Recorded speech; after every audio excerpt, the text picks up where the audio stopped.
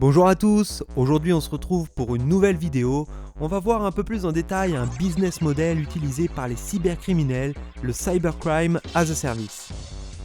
L'avènement des nouvelles technologies a permis de développer des nouveaux métiers et d'ouvrir de nouvelles possibilités. Cette affirmation est aussi vraie du point de vue des criminels qui ont compris comment les exploiter afin de faire de l'argent. Dans cette vidéo, on va s'attarder sur un business model en vogue depuis quelques temps, le cybercrime as a service. Il s'agit d'un modèle économique permettant de mettre à disposition des malwares ou de proposer des services de piratage en échange d'une somme d'argent. L'intérêt pour le vendeur est de mettre à disposition ses services et ses compétences à des fins illégales. L'intérêt pour l'acheteur est d'obtenir des outils ou des services de piratage sans connaissance préalable de l'informatique. Il existe tout un tas de services que l'on peut retrouver sur des places de marché au noir ou sur le web. On va en voir quelques-uns pour vous faire une petite idée de ce que l'on peut trouver. Les ransomware as a service. Ce business model est de plus en plus répandu. Un programmeur va développer un ransomware et le mettre en téléchargement gratuit ou payant sur un site web, principalement sur le dark web. N'importe qui peut ensuite aller créer son propre ransomware et le diffuser afin d'infecter des machines.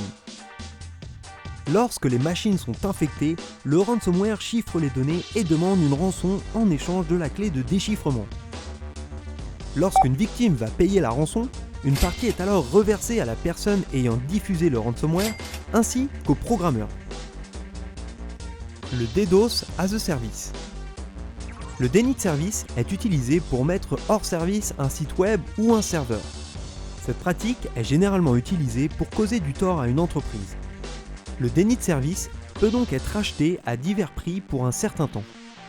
Par exemple, 50 $ pour toute une journée ou 200 $ pour une semaine. Stealer as a service.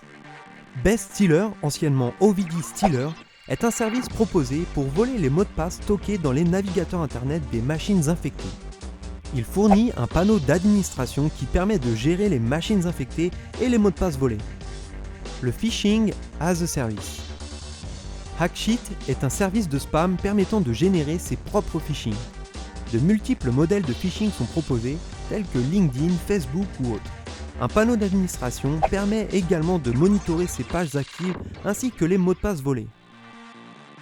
Les exploit kits.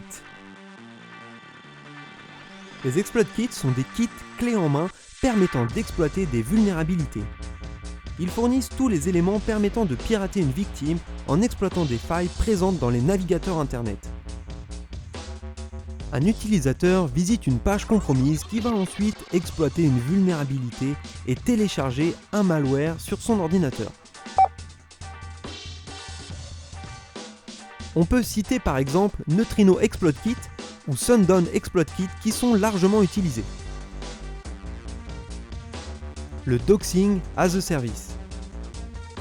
Récemment, un service de doxing, Hdox, a été découvert.